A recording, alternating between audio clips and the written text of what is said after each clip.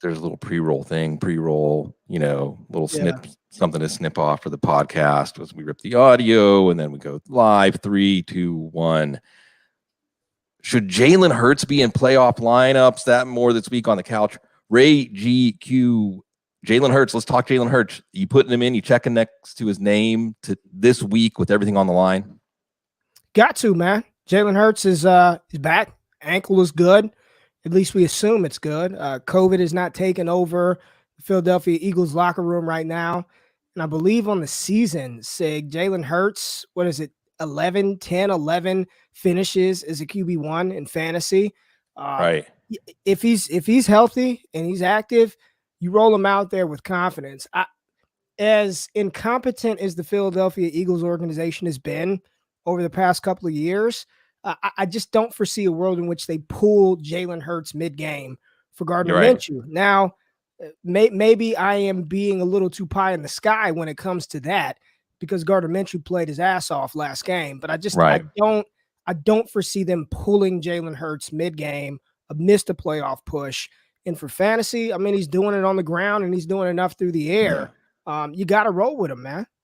Yeah, he's one of the fantasy success stories of the year, right? When we're handing out the awards and people take time to pat yourself on the back if you were Jalen Hurts stan before the season because it has worked out and it's been a rough ride. That's the thing. At times, the way Hurts plays, if you faded him because you thought, well, he's just not a consistent enough passer or a passer that has enough structure and process to build an offense around, at times that looked correct, but maybe it was because the Eagles weren't meeting him halfway.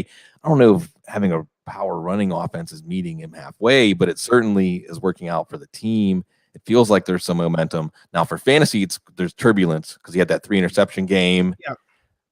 And because he's not passing as much like he was at the beginning of the year, it adds a little more variance, but it's Washington this week. Washington, he plays Washington twice. The whole, I call it the Thunderdome, Ray. The way the NFC plays each other every week from here on out. Like whoever gets hot, hopefully Dallas holds on. You have to see the Cowboys star. I'm a Pittsburgh Steelers fan, born and bred Western Pennsylvania, from the era whenever it was just two different elemental forces, the Steelers and the Cowboys. Talk to me about your representing the Cowboys. Yeah, man. I grew up in Las Vegas, Nevada, and at that time there was no pro sports team in Vegas. We never thought we'd get any pro sports team, let alone a professional hockey team. First of all, it's just crazy. And then my football team. Now it's the Las Vegas Raiders. But growing up, no professional football team, so they just showed at that time America's game of the weeks, and normally that were the Dallas Cowboys. So a lot of people who live in Vegas, who grew up in Vegas, were Cowboys fans. Now I live right outside of Dallas, so it's hard to avoid. I mean, my sons, this is all they know. So that affinity to Dallas was sort of just a byproduct of where I lived, the fact that we didn't have football nearby. And you got to remember, California right next to Nevada, but at that time, the Los Angeles Rams weren't there. They were in St. Louis. So there was, they just showed the Dallas Cowboys. So that's sort of I'm Dallas through and through from a very young age. So I'm excited about the season that our Dallas Cowboys are having. Oh, yeah. A truly unlikely season. And I get it. I'd spent from when I was about 3 to 7 in New Mexico, Albuquerque, New Mexico, Grants, New Mexico. And the games were always on in that region. And they were America's team. They just had the epic scope when they were on the field that no other team brought with them, except maybe the Pittsburgh Steelers. But you're right. This season for the Cowboys, we talk about the traverse trail of Jalen Hurts, all the ups and downs. The Cowboys and the way they've reinvented themselves, just like the Eagles reinventing themselves. There's a theme here, Ray. Something about understanding yourself along the journey so that by the end of it, you're better. Like something like that. And we're seeing it come to play. Now, circling back to Philly, talking football and our angles here. Which Eagles, this perplexes me. If you could pick one Eagles running back to have the rest of the way, would you want to have one? And which one would you want? Jalen Hurts would be the Eagles running back that I want the rest of the way. I mean, it's incredible, Sig. And I'll answer the question, but 123 carries, 27 red zone carries, number 1 in the NFL for that position. 693 rushing yards for the quarterback. I mean, just insane what he's doing. 57 rushing yards a game, 8 rushing TDs, first in the NFL at the quarterback position. I mean, that's the Eagles running back that I want. If you're asking me to choose one of the players whose designation says RB, I guess it's Miles Sanders. I guess it's Miles Sanders, but it's find a four-headed coin and flip it. Is it going to be a Jordan Howard week? Kenneth Gainwell working in more. Boston Scott, I know he only played 3 snaps in his last game, but just when you think Boston Scott's a non-factor, boom, he pops up, he's running the ball, he's catching the ball. But if you're asking me right now, I think Miles Sanders is the one that you want.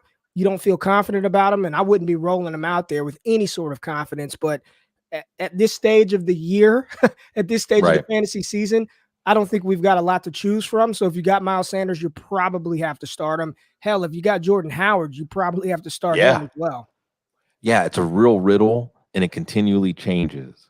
Yeah. And Miles Sanders, the thing about Miles Sanders, and this is me being superstitious or looking for narrative, looking for patterns where there might not be one, it feels like every time Miles Sanders is about to maybe hit cruising altitude, something happens. Yeah. Fumbles, injuries, something happens. And who's to say that that's, again, trying to impose a pattern where it's not there. Jordan Howard, interestingly, and this is when his first stint with the Eagles, but he really was the point of the spear when they reinvented themselves as a power running game. And when Sanders fumbled, the last time we saw them both on the field at the same time, they put Howard in, and he carried the ball on 10 out of the next 13 plays, and then he got hurt. So Philly, I think Washington, Dallas, Washington, is that what they have coming up? Yeah, I mean, it's all divisional opponents to finish out the season, I believe. Beatable matchups on the ground. And for whatever reason, Sig, they trust the coaching staff they trust Jordan Howard. When he's in there, he's playing, he's getting the work. I didn't foresee this coming. I didn't see this happening. Right. They pulled him off of the couch and said, you're going to carry the ball 15 to 20 times a game for us when healthy. So this is one of the situations. Philly is primed to help us win fantasy championships because of their schedule. If you have Jalen Hurts, even Devontae Smith to a certain degree, Dallas Goedert, of course. Right. But the running back position is one where I wouldn't feel confident in telling anybody to start any one of those 4 guys on a week-to-week basis. No, that's true. Howard, it's not that hard to picture Howard consistently ripping off 70 to 100 yards and a touchdown more often than not from here on out because of how well he aligns with what they want to do. But like you said, the trust isn't there. We'll see if we learn a lot during practice this week. Go ahead. And real quick, too, maybe you start them all. They're not throwing the damn ball. I mean, they may run the ball 40 times. Yeah. If they can run, if they're going to run the ball 40, and this isn't they're running it 40, 45, 50 times a game. Fire up Sanders, fire up Kenneth Gainwell, fire up Jordan Howard. I mean, if that's what they're going to do, now granted, Jalen Hurts is going to take 15 of those 40 rush attempts, but that's still got 30, 35, 40 potential rush attempts to go around. And I think that's what they're going to do. And it's actually a pretty good strategy and formula for Philadelphia as they push for that final wild card spot. Yeah, and what you see, Ray, and I love the point that you're making here, or what I'm going to piggyback on is you want to catch a unit or an offense that's hot right now and hopefully has a schedule on their side, because now we can really zero in on the schedule. We know these teams. We even know how they've been performing over the last month. Like a Kansas City look like a good matchup like in September. Now we know otherwise, and so on.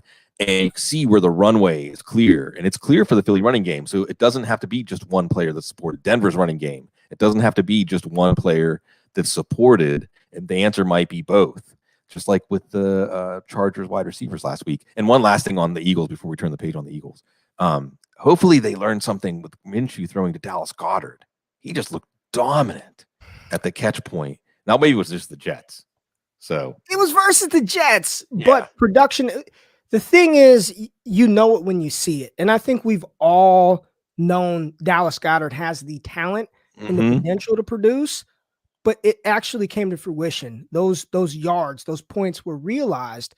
And as much as I am bullish on Devontae Smith on the outside, I think that passing offense, they need to operate like Kansas City had in the past, where everything starts with the tight end. We saw that with the Raiders with Darren Waller.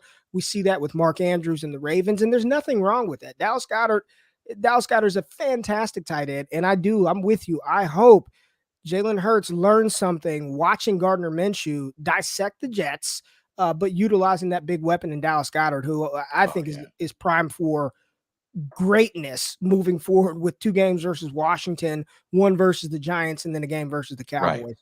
Right. The Giants, the Cowboys coming week 18. I got that mixed up. But yeah, Goddard looked like a guy that just gets you excited because, and it's what you hope for. Now, it was playing at a lower level competition. You didn't know it was going to translate, but it's what you hope for because he's big and formidable enough at the catch point. It's kind of like Rob Gronkowski. I don't want to go there, but where you're big and formidable enough at the catch point to be a really tough out, and you can get down the field to threaten chunk plays.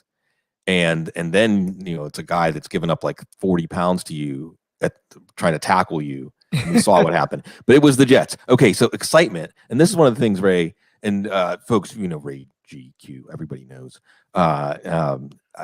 Meteoric. I don't want to put too much mustard on it, Ray. Don't do that. Don't do that. But it's good, man. It's good to have you here. Long overdue. But one of the things that certainly attracted me to your work and your presence is your enthusiasm, especially in player evaluation. And the player evaluation, there's always been fantasy football, and the player evaluation wing is where fantasy football and NFL draft communities meet. And it definitely is some of it is about nerding out on something or just micro analyzing something that is maybe like an illness to want to spend so much time staring at it. But at the same time, in those circles, there's a certain understanding of something that just makes you see something that makes you stand up out of your chair. You see something that makes you so excited. And in some ways, that's what we're chasing, right? I like to say in fantasy football, it's a way that we can be at least a tiny little part of greatness, like capital G greatness. So right now, we're talking about this: offenses, units, players that are warm.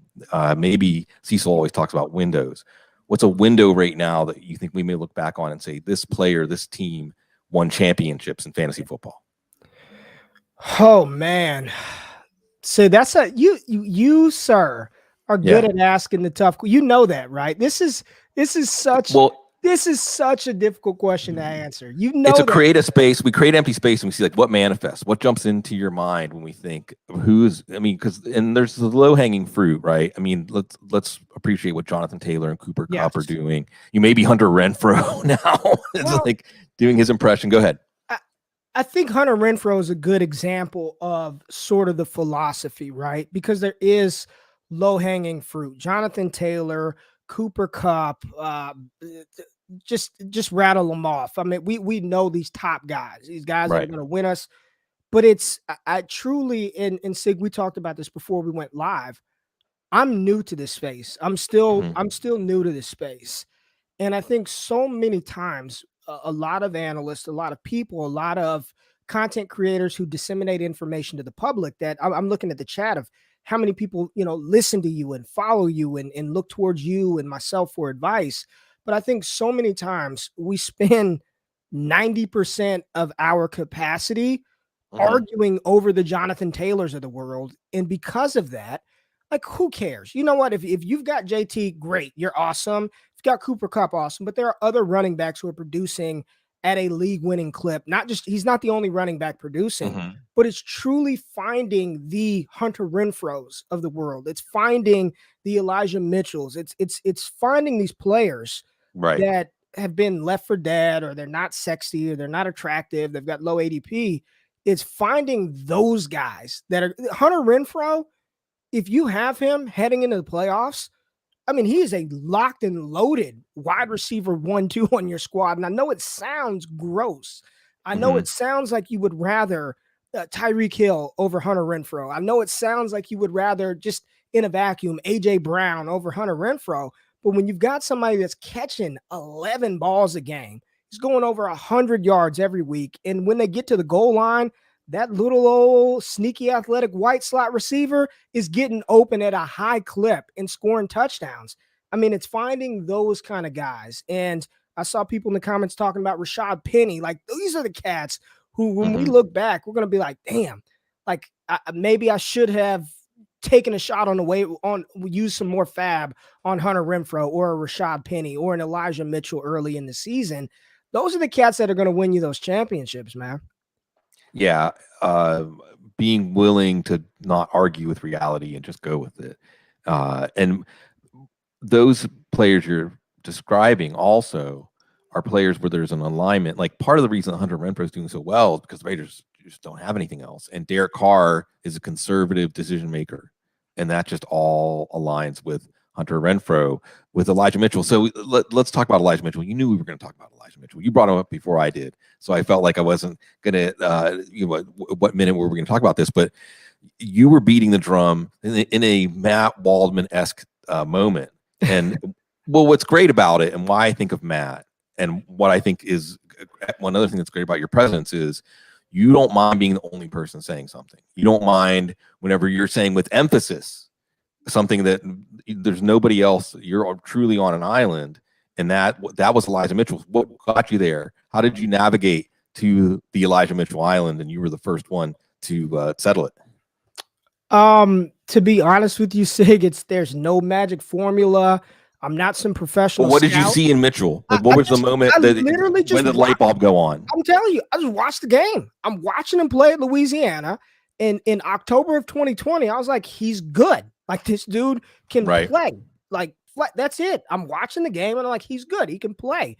Then he tests. He runs 4.3, and I get it. It's pro day. It's inflated, but still, he's got the size. He performed well at the Senior Bowl, and all I said, and when it happened.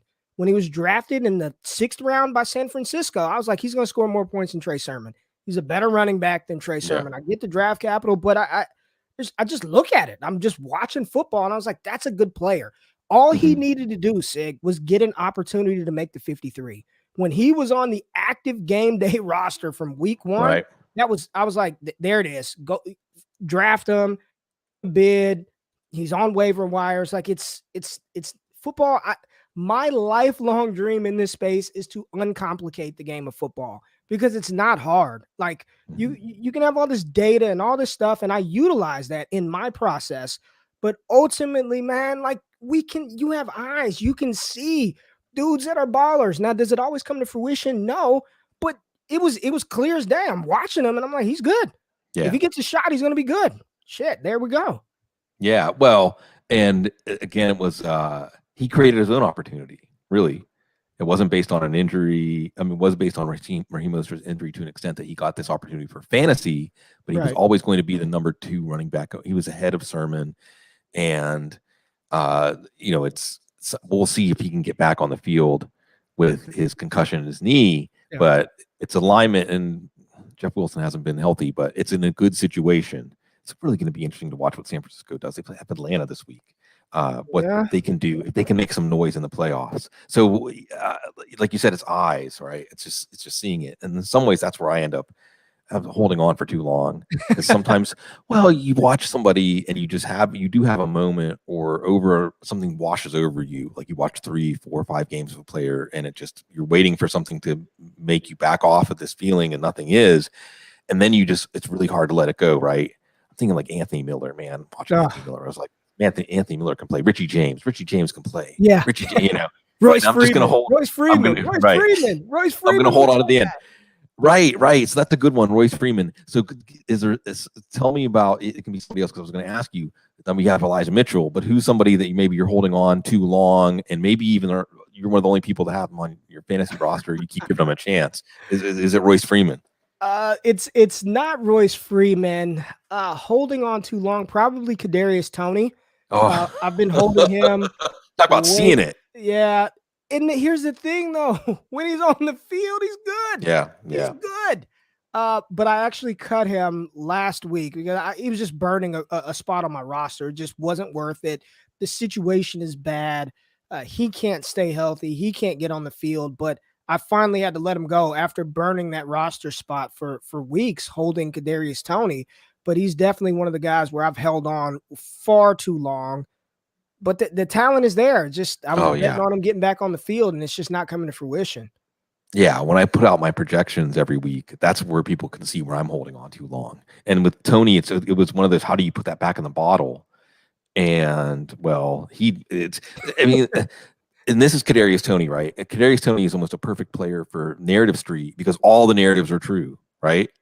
I mean, it's all true, right? He's an incredible football player who, when he's allowed to just play his game, is going to stand out and take over the game.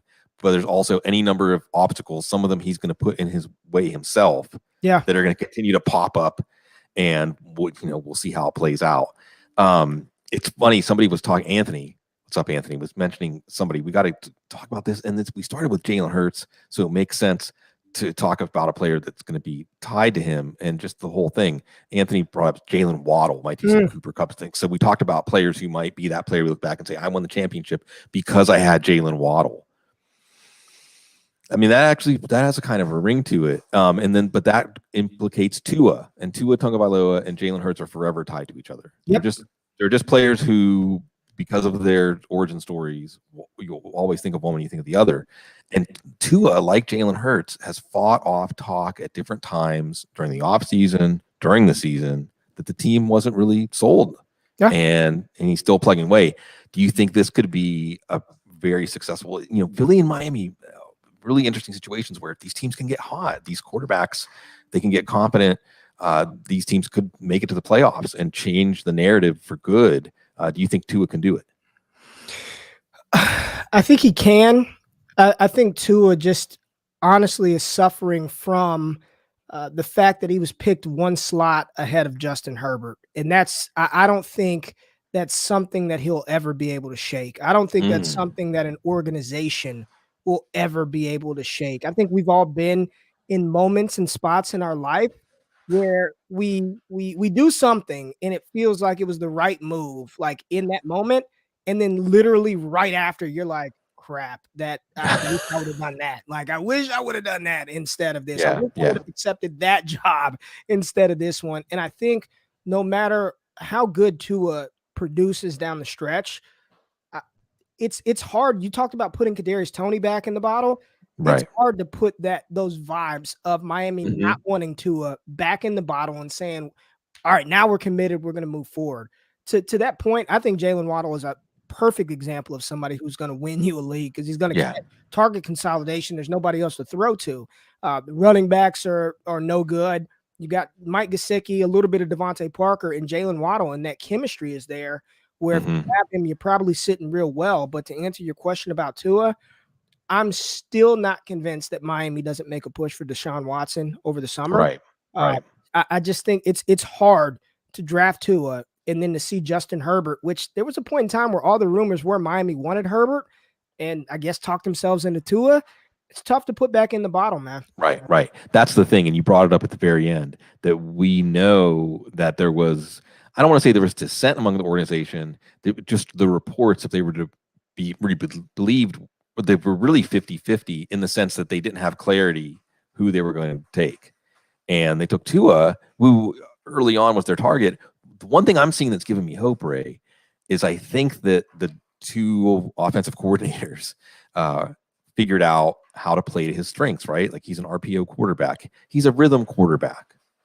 And that's how he's, I think, over 80% accuracy at times, playing within structure. Matt Waldman giving us that within structure, without structure dichotomy for quarterbacks. So you understand, like it's the offensive coordinator's job just as much as it's the quarterback's job to create that production. And in Miami, it seems like they're figuring that out. And Waddles breaks open on those quick open routes, the plays that when Tua is in stride, he can make those hyper accurate throws to set up the run after catch. Saw Justin Fields do. Man, what do you think about Justin Fields at this point? There's so much talk. Let me just step back and rant for a second. There's so much talk. I feel like the football hive mind has absorbed this in a not healthy way, right? Because there was a time that even a rookie quarterback, even a high first round pick rookie quarterback playing a lot in his rookie year, it wasn't necessarily unheard of, but it wasn't a given. And now the rookie, the fan base is always clamoring for the rookie, always. And when we see what's happening to Zach Wilson, when we see what's happening at times with Trey Lance, Justin Fields, not every rookie is meant to play extensively in his rookie year. Now, Justin Fields maybe can change that talk by the end of the year. What do you think of the direction he's headed? Well, first of all, let's go back to Justin Herbert and blame him. This is Justin Right. Herbert. It's his fault that we expect rookie quarterbacks to come in and win Offensive Rookie of the Year immediately after not starting week one. It's been a strange shift in the football world, and it's not just fantasy space. I think the NFL, they're not giving these guys multiple years to develop. It's just the days of Aaron Rodgers riding the bench for 3-4 years before he gets the starting job are over. I mean, they're it's like we're Right. drafting you and you need to produce right away, which I think is having a negative effect on players and what they could become. As far as Justin Fields, you see it. You see there's a lot of talent there, just Right. raw ability. I think what's most encouraging about Fields is not how well he's played, but just you can see how much better he can become. I think Mhm. everyone can see it, right? Like, oh my gosh, if this guy gets a competent coach, a coordinator like Dak Prescott has with Kellen Moore that he can grow with. I think Mhm. people don't understand how important that continuity is in the game of football. Right. Somebody that Kellen Moore is Dak Prescott's like best friend, right? They're joined at the hip. If Justin Fields can find his Kellen Moore that he can grow and develop with, I think the sky's the absolute limit. And I know we use that a lot, but a kid of his size, the athleticism, the speed, the dynamism, what he can bring to the table, Right. there's no doubt. I think Justin Fields could lead a team deep into the playoffs. But I think one of the most overlooked factors in fantasy football in the NFL is how incompetent some of these organizations are. These are supposed to be the best Right. and brightest minds in the world in the game of football. There's only 32 of those jobs in the world.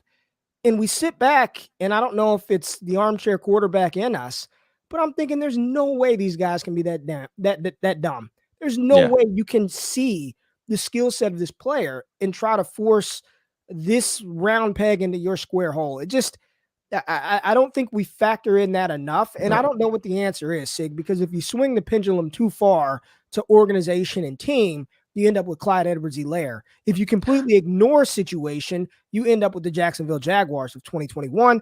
Don't know Right. the answer to that, but I like No. Justin Fields long term. This season, I don't know. Playoff stretch is tough. I'm not sure about this year. Yeah, you bring up that great point about like we think of it as the story of the players, but sometimes we're really just watching the story of the organization, and the players are are just the victim, you know. and then we sometimes see players rise because of the alignment with the organization. Another player that looks like he's primed. Two players, Vikings gonna have two, Justin Jefferson and Dalvin Cook, that are going to win leagues for people because of the alignment. What unpack that? I mean, there's nothing to unpack. You're right. Yeah. Jefferson, honestly, and I'm not being, he probably should have 4 touchdowns on Thursday Right. night and Mhm. over 220 receiving yards. Incredible wide receiver. Dalvin Mhm. Cook, listen, Dalvin's great. The holes, even Dalvin Cook said at the end of the game, he told, I forgot the female analyst who was interviewing him, but he told her you could have ran through some of those lanes. Yeah. I mean, Dalvin Cook could have had 3. He could have set the NFL rushing record had they just not turned away from the run.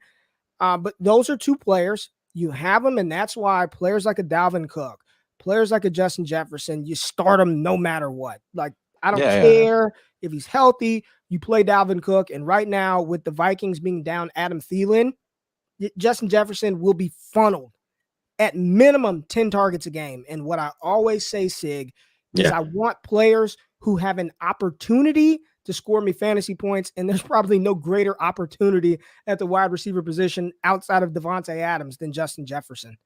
Yeah, and he's going to face Chicago, who couldn't have no answer at all None. for Devontae Adams. So wait till they get a load of Justin Jefferson. Have fun. Yeah, and the Steelers always goes back to Steelers neurosis. Seeing the Steelers run defense getting gashed like that, it's hard. That's hard. That's always something, Raging Bull, movie Raging Bull, Yep. De Niro, Jake LaMotta fighting Sugar Ray Robinson. Some say the greatest pound for pound fighter ever, Sugar Ray Robinson. And you never put me down, Ray. You never put me down. And that's like the Steelers defense. Like, hey, you never could run on us. No matter what. You third and long was the Achilles heel, but now you can run on the Steelers. You can push the Steelers around. My heart hurts when I say that. Okay. Speaking of, let's go adjacent to the Steelers. Let's talk about Lamar Jackson, and we can do the fantasy take here. But there's also just a take here on where the Ravens are. The Ravens have had one of the weirdest seasons I've ever observed, because there's 6 games they could have won or lost. Yeah. Easily. I don't, that's just, there's a new way that I guess I'd like to bring this up just because it amuses me. Like, I feel like when they changed the schedule from 16 to 17 games, Ray, like from a numerology standpoint, they messed everything up. Like 16 is a square number. It's a square of a square. It's perfectly divisible. It's got nice symmetry. What unfolds in that pattern has some sort of order or sense to it. You add 17, it's a prime number. Mm-hmm. Now you've thrown everything off. It's whenever Josh Allen was sacking Josh Allen. It's like something broke in the NFL. Yeah. And now you have a team like the Ravens or the Vikings that you can look at and say, well, they could have won or lost every single game. And I don't know what to think. And in some ways, that is Lamar Jackson, right? If he goes out there and plays, they say it's the plan for him to play. We'll see. I'll believe it when he's active and they announce that he's starting. But if they do that against Green Bay, which in some ways, don't get me wrong. Actually, I'm kind of excited to watch Tyler Huntley. We get to watch Huntley, to be honest. But Lamar Jackson against Aaron Rodgers, that sounds great too. What's your level of worry about Lamar Jackson's ankle? Do you think he's going to be right? Is he someone that you would tell people to be cautious about, or say you have to just go for it because he's going to be up and trying to match Aaron Rodgers blow for blow? What's in your crystal ball here? I am. The concern meter is through the roof. I am on full tilt, and I would not feel confident starting if he's got, at best case, just a mild ankle, just mild run of the mill. You're at the basketball court, you sprain your ankle. He's still not going to be Lamar Jackson. What makes Lamar Jackson is his ability to run the ball a way that we've never before seen in the NFL. And some people say Randall Cunningham, Michael Vick. None of them can do what Lamar Jackson can do when he's on his A game. And if you're telling me he's 50% of that, 40, 30% of that with a high rate of re-injury, he's not going to just dice you from the pocket to make up for the deficiencies with his legs. This is a huge blow. I mean, he couldn't even put weight on his foot. Right. Like, not even like walk off. Saquon Barkley, when his ankle swole up to like a piece of bread, a loaf of bread, he walked to the sideline, he hobbled over there. I mean, Lamar was carted off. He was in a cart after the game. I don't think there's any world in which he plays. And if he does, I do not subscribe to the start your studs sort of narrative. If Lamar Jackson is playing, I'm looking in another direction. I don't want to deal with that, man, because he's not. Yeah. He's one ankle tackle away from limping off of the field, and now you're done. Again, I can't do it. And he's a sitting duck. Yeah, he's a sitting duck. Get out of Greg Roman. Get him out of there. Yeah. The zero blitz, that they can't figure it out. And the Steelers really expose this first, I think. I think with Lamar Jackson, the key is you want to make him make a decision quickly. Blitz him. And of course you're potentially giving up a big play, but you're always potentially giving up a big play when it's Lamar Jackson. So you just concede that at the beginning of the play. He can beat you badly and no matter what defense you roll out, no matter how you just choose to play him. So force him to make a decision early, and the offensive line is a problem, and they just have no counterpunch to it. Miami exposed them. Green Bay this week certainly has the pass rushers to make it terrible. So yeah, you're right. It's setting him up for failure. Okay. I'm sure we'll talk about some specific fantasy stuff, but there's so much good fantasy content and football, NFL content. But I really just want to talk to you, Ray, because we have skirted this topic a few times, but even though you're very prominent and present in the space and influential, you still think of yourself as relatively new. So I have to ask you, where did the journey start? Like, what was the moment? When did that door open? When did opportunity knock that led you to the couch today? Just watching people like you, honestly. Watching people like you, Scott Fish, Ryan McDowell, Evan Silva, Adam Levitan, Matt Harmon, and being a lover of, I love football, man. I love it. I remember the earliest years of my life, all I wanted to do was play football. Like, mom put me in Pee Wee football. Like, my goal was to play college football. I was able to accomplish that. Like, I love the game of football, and I love fantasy football. And following you guys, I remember just like, you know what? I'm gonna just try to engage with people. Sig, you will never remember. You will not remember it, but it was probably like 5 years ago. I was on Twitter, wasn't in the fantasy space, and I asked you a question and you responded. And I remember being at the movies when you responded, and I'm like freaking out like a fanboy, right? Same thing with Ryan McDowell. I asked him something about Mark Andrews, and he just put like tight end 3. And I'm just like, oh my God, Ryan McDowell responded to me. Right. So, I just wanted to just voice my opinion.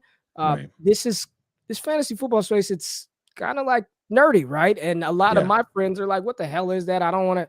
So I wanted to find a community of people who had that same level of passion for fantasy sports, for now sports gambling as I did. And I just started talking about prospects because that's what I know, or at least I think I know, is the college game, and trying to translate that. And I just started tweeting about it, and somebody saw it and reached out to me. And of course, websites are always looking for writers, so they're like, "Hey, man, if you want to write, we'll pay you $5 an article." And I'm like, "Yes, I made it. I'm in this space. Right. I could quit my job. Article. Yeah, I'm ready. I'm ready to hang it all up, babe." But that's really what it was, man. Just a true passion for fantasy strategy and finding a community of people who I feel like I could be myself with. Just talk about this one small part of my life that I'm really passionate about. And then I just, the hardest part is taking that first step. And once I made that first step and, bought a mic and did all that, and here we go. Yeah. Once you take the first step, the universe kind of takes over. You put a call, if you put a call out into the universe, something will come back. Yeah. Maybe not exactly what you're picturing when you do it, but something does come back. And then it's up to you to follow it, like follow that golden thread or not. But it definitely passion, enthusiasm, excitement, and it's that spark. And I think there's something about the beautiful chaos, the brutal art of football that it happens, again, growing up in Western Pennsylvania, it was religion. I mean, it was truly religious, the place that it occupied in people's lives. It was everywhere. And you lived it. It was a way for you to kind of understand like what it was to be a human being, was just relating to the game of football. And it was a way that you related to other human beings. And then when you find other people who have, that's one of the places that you find that spark, wherever it is in life.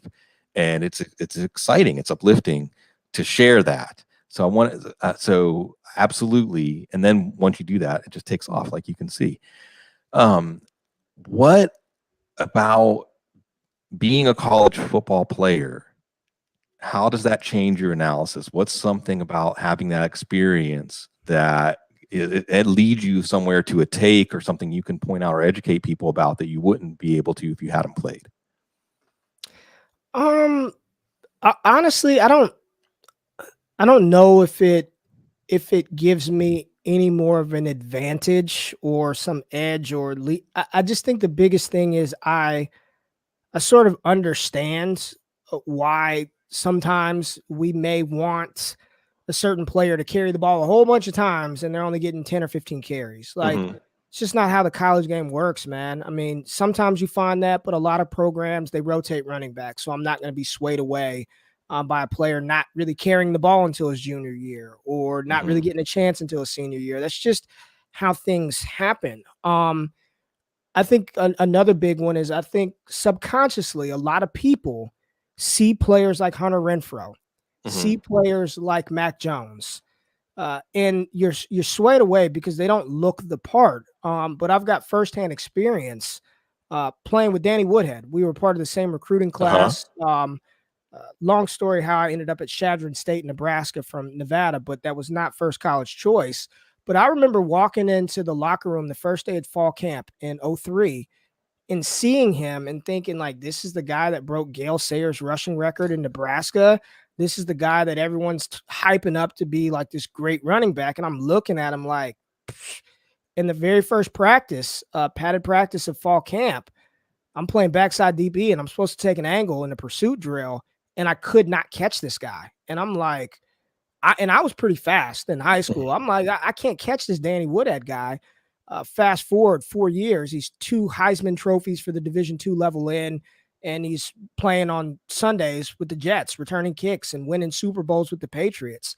And I think it allows me to appreciate some of those players who may not look like DK Metcalf, who may not run like Deshaun Jackson, but they can ball, man. And that's what I say. Sometimes you watch it, you go back now with hindsight bias, which is always 2020, and you go back and look at Hunter Renfrow at Clemson and tell me the same stuff that he's doing on Sunday. Right. I bet you he's doing the same exact thing at Clemson. And I know there's a lot of other factors that play into that, but I think it just provides me a little more level-headedness about things that I'm seeing when I'm looking at prospects and evaluating these guys. And it also keeps me from slandering. I try hard not to like slam players online because I do know how much work goes into what they try to do. So I try hard not to do that. Sometimes I fail. I'm not perfect, but I try hard not to do that. Jalen Reagor, my guy. Yeah, well, I think that last point is really important. Cecil used to like to say every NFL player is great. They're a great football player. And then what happens in the NFL, I mean, that's the highest level. But like you said, there's so much work to get yourself to that point where you can even enter into, it's like, it's for us, it'd be like crossing the freeway, you just get run over. Yeah. Or walking in. I think I come back to boxing at least once a show. This is the second time now, the NFL in that combat. And I think that you also bring up good points about understanding the way that teams are run. And I think your mind can just be open to understanding that coaches are going to they're going to run things their way. And the Danny Woodhead story is fantastic. And coming back around to small school players, if they're a small school player, we talk about Dallas Goedert, and they're getting noticed, then it must be because they can play, right? They don't have the advantage. Yeah. Go ahead. Yeah, no. If anybody's getting, I believe the Denver Broncos, one of their starting linemen came from a D2 school. Miners, I can't think of his name, but the belly. Yes, the belly guy, the midriff. Yeah, he's a starting offensive lineman for the. If those guys are being talked about in NFL circles, they're probably pretty good, because I can assure you, with all the Power 5 schools across the country, they don't need to go mine for players at Chadron State, at Minot State. They don't need to go to Mary Hardin Baylor. They don't need to do that. They've got plenty of options to choose from. So if these small school players are getting noticed, Elijah Mitchell, another guy, Louisiana, it's Power 5, it's Division I, but it's not Power 5. He's getting noticed. They're talking about Elijah Mitchell. They're talking about these guys. Probably a good bet to just keep your eye out for players like that. Yeah. And well, because what they've overcome, right? That's the thing. I mean, we started with Jalen Hurts. It's one of the things I think about with Jalen Hurts, right, is how much he's had to overcome to continue to get the opportunities he's gotten. I mean, just having things happen that could have planted the seed of self-doubt, basically. And he continues to just do that. And, I mean, that's one of the things about these stories about these players.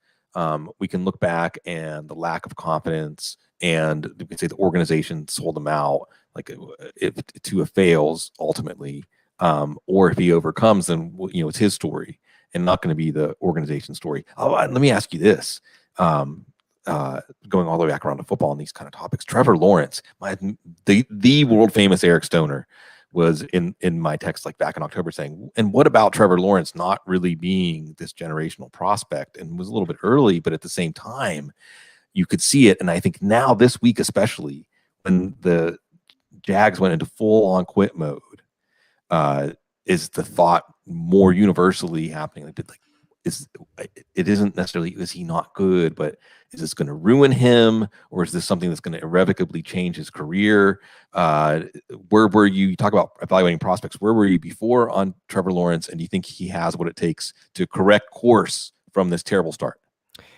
I was on record of saying he's the best quarterback prospect of all time. I mean, I was on record. And when you look at what he did from high school through college, his size, the measurables, speed. I mean, you can argue Andrew Luck, John. I wasn't around to evaluate John Elway, so I'm just throwing out stuff to which I've Sure. never studied. But those are the names that universally pop up as the best, and that's what side of the coin I landed on. And I was very concerned when they hired Urban Meyer. I was on record for a long time saying this will not end well for Jacksonville. I don't know the answer to that, Sig. I don't know if players can be broken. I'm not. I don't that whole psychology. That's in different, not the same sport, but if you were in a marriage and it didn't work out, like, are you broken from? Are you incapable from being a good husband or a good wife down the line? I don't. And maybe that's not a good comparison. I don't know if he's broken. I just know that what's happening now is not helping his growth and development. And if the organization wants Trevor Lawrence to succeed, they have to change some of the factors around his situation. And if they don't do that, I don't think we can expect a different result, not only from that team, but from a young quarterback. Now, he's still young enough and moldable to fix that and to change those things. I just think Trevor Lawrence deserves his share of the blame for his struggles this year. I'm not trying to absolve him from blame, but it's hard for me to give a fair evaluation on Trevor Lawrence, on a Justin Fields, on a Zach Wilson, because I think the organization around those players failed them before they even stepped foot in the building. I think Chicago failed Justin Fields before he stepped foot in the building. I believe Jacksonville failed Trevor Lawrence before he stepped foot on the football field. Hence the reason why, to your original point a few minutes ago, you normally gave these guys some grace and some time, but when you throw them out there, what's on tape is on tape. And what Trevor Lawrence has put on tape this season, what he's done, what he's contributed to has not been good. And hell, generational, he doesn't even look like the best quarterback from this class, let alone of all time. No. Well, and it is Urban Meyer. The blame goes at the feet of Urban Meyer because the offense is his side of the ball. And you understand how you just want to go to work there and how your work would suffer. And it goes up to the top. This was Shad Khan's big shot, right? We go get Urban Meyer. And what's really terrible about this too, it's kind of a statement on our times, that the contract and the terms of the contract and how expensive it would be for Shad Khan to just can Urban Meyer may well figure into the decision of what they do. Hopefully it doesn't. Like you said, if you're looking at the best interest of the player, because you got Trevor Lawrence. You compare that to what Cincinnati's done with Joe Burrow, where things line up, you get Joe Burrow. I mean, at least it seems like from the outside with the spending and free agency, you're not hearing the same kind of stories about how cheap they are as an organization. With the Jags, though, they've gone on the rock. Another quarterback who's been sold out in that same kind of way, but we don't think of him. And I'm only saying this because there are organizations you can look at, and they're just bad organizations. You talked about this earlier in the show, Ray. They're just bad organizations. They're just organizations that you look at and think, this is a dysfunctional workplace, or you brought up a marriage, a family, it's just dysfunctional. It's just going to create bad. Nothing can grow in this soil. And I'm thinking of Daniel Jones too, and the Giants, and with the Bears and the Giants, what you see, I think, are organizations that, at least from a winning or a good football standpoint, made bad decisions and now seem unwilling to accept the bad decisions, and it just compounds the losses, right? Sunk costs, right? And the question is whether Jacksonville is going to make that same mistake. It's just sad, and because you want to be able to see these players flourish or have the chance to be the best player they're going to be, and that's just not going to happen. Football is I think football, and I'm not well versed in hockey, so I can't speak to that. But when you're talking about football, Major League Baseball, basketball, the window in football is so much tighter to actually compete and win, and your mistakes cost you so much more in the NFL than any other sport. Baseball, basketball, those owners don't care about luxury tax. Like, just go buy. Like, I'll go pay for this. I'll go buy. Yep, Kevin Durant, you want to come? Well, what Golden State was paying in luxury tax is absurd, and they didn't care because they would just build their super team. These players played to they're 40 years old. In the NFL, your window for just players being on the field, it seems like just yesterday David Johnson was our 101, and now he's dust, right? Yeah. You cannot screw up head coaching jobs, offensive coordinator situations, and you can't blow first and second round picks. And when you look at the Giants, man, it just, as bad as Eli was towards the back end of his career, it just shows you how good he was to carry that team, because they've been god awful since Eli Manning is left.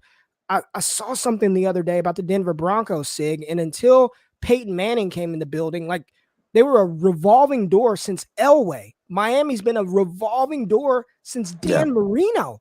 Dan Marino. It's been a revolving door at quarterback. If you can't hit certain positions, bad teams just stay bad for a very, very long time. Giants, the situation matters. New England is a good situation. Trevor Lawrence in New England, I promise you, he's not the same guy that we're seeing in Jacksonville. Right. I don't know how much we should place on this, but you can't mess up in the NFL or you're done for. You're done. Yeah, it's like a race. There's so many different layers to this, like, metaphorically, right? Because I like to compare an NFL season to, like, I think it's Paris to Dakar. Like, it's a race, a car race, where it's more important that you can maintain your car and make it finish the race than having the fastest engine. You know what I mean, or something like that. But there is that high speed nature to the speed that the game is played at, and the level of the decisions, like a bad contract or a bad choice in the draft, like you say in the first round of a quarterback, where it's like a crash is like fatal. I mean, a crash is like the whole thing goes up in flames. Yeah. You have to start over, and messing up the quarterback decision or the coaching decision. But then you have, like, your Cowboys. Go ahead. Sig, let me say this real quick, because it circles back to the question you asked about holding on too long. Mm-hmm. And one of the organizations that I have to give a ton of credit to, the Arizona Cardinals. Oh, yeah. They drafted Josh Rosen in round 1, realized real fast, this ain't it. Like, he's not it. And the sunk cost fallacy, I'm glad they just said, you know what? We spent the first on him. It's not working out. The very next year, they turned around and drafted Kyler Murray, 101. Yeah. Like, right. That is holding on too long. That's what the Chicago Bears did with Mitch Trubisky. That's what it seems like the Giants are doing with Daniel Jones. You can't, like, at some point, you need to know what you have, and all of that. We believe in them. We're going to build. Like, you just need to move on. Don't do that. You will cripple your franchise making bad decisions like that. And the Giants have had multiple opportunities to upgrade the quarterback position over the past couple of drafts, but they decided to hang on to Daniel Jones. Right. And now here's where they're at. And it's just back to that topic of holding on too long. And I think we see franchises doing that more, but the contract situations are more dire in the NFL than they are in other sports. It makes it's too much to dive into, but it's really hard to build an NFL superpower through free agency. Like, you need to draft and develop. That's like the only way to do it the right way. Unless you're going to dumpster dive in free agency, and that doesn't always work out well. Yeah, well, and certainly, by the way, folks in the chat room, we were talking about bad organizations. They thought I was going to say Derek Carr. That's another bad situation, though. But certainly, these quarterbacks, I'm thinking of Zach Wilson, right? When you say don't hold on for too long. Zach Wilson, Jets, maybe don't hold on for too long there. But the Cardinals letting Cliff Kingsbury, who was a surprise as a head coach hire, basically decide the direction of the organization. It's working out all right, even though it didn't work out well last night. I was going to say about your Cowboys, though, like, the gods just delivered Dak Prescott to Dallas against their own will. And then he ends up spending, hopefully, the rest of his career for Dallas fans in Dallas, even though Jerry had to mess that up. Jerry made that as painful as possible. And we'll see about Dallas. Now, do you live in the Metroplex area now? Yeah, I do. I do. So I try to do this every show if I can. What's something that you love about living in the Metroplex? What's something that you love about living where you live? I think what do I love about living where I live? But where specific, where, if you don't mind, like what area? Because Metroplex sprawls and Yeah, it's sprawls and big. sprawls. It's big. So I'm right across the lake. I'm in Rockwall, Texas, which Ah, literally, if I get on the road and look straight down the freeway, you can see the Dallas skyline. So I'm uh-huh. right across the water, about a 25-minute drive into the city. But I work in downtown Dallas. My wife works in Dallas. My son goes to school in Dallas, elementary school in the district. One of the things that I like about it, honestly, is just I'm a big city guy, man. I like Hmm. there's a lot of opportunity in Dallas, sports media. It's fun. You know, we go to the Star, the Cowboys Hmm. practice facility all the time. I'm not big on going to live sporting events. I got a pretty nice setup in the house. I just prefer to watch it from the comfort of my home. But we do go to the Star. It's just I like being a big city dude, man. I grew up in Vegas. I graduated high school in a casino on the Strip. I mean, I just like the city, man. I'm a city dude, and I just enjoy it. And of course, I'm an avid Dallas Cowboys fan, so I love being around the team, man. Yeah. Well, see, I have to. We have like 2 minutes. I can't go over an hour. Okay, okay, But okay. I just when you mentioned growing up in Dallas and Vegas too, because I started going to Las Vegas in the late '90s, and it has changed so Yeah, much. yeah. Ray, when I'm on a strip, I feel like I'm in a zombie movie. Yeah, man. It's Vegas. It's Vegas. It'll get you. It'll get you.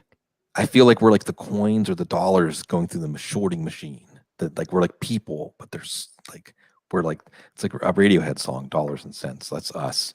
Yeah, But yeah, but I hear you on being a big city person. And Dallas has so much history, so much culture. There's so yeah. much in Dallas, so many little pockets, and it's a pretty modern city too. Yep. You know, when I lived in Austin for a long time, and there was a time that, of course, Austin, there's like a superiority complex. Like it's so much better in Austin.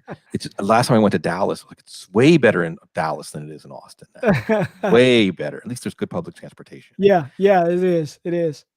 And there's a lot of scenes in Dallas too. There's definitely a lot of places where you can tell that there's subcultures, there's countercultures, and there's still a lot of good things happening in Mhm. Dallas, including the continuing contributions of Ray GQ, or Ray, the letter G Q U E, on Twitter. You folks know him, you love him, and it's been a joy and a pleasure to have you on the couch. And last thing, while you have the mountaintop here and people are listening as they go into set their fantasy playoff lineups, is there any like last parting tip, advice, wisdom that you want to share?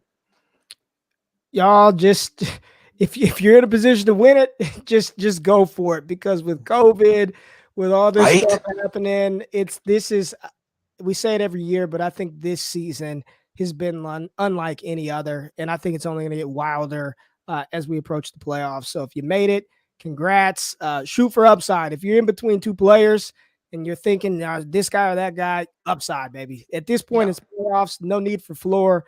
Take the guy with the maximum upside who can boom. Yes, Rashad Penny. I saw somebody ask that in the Right. chat.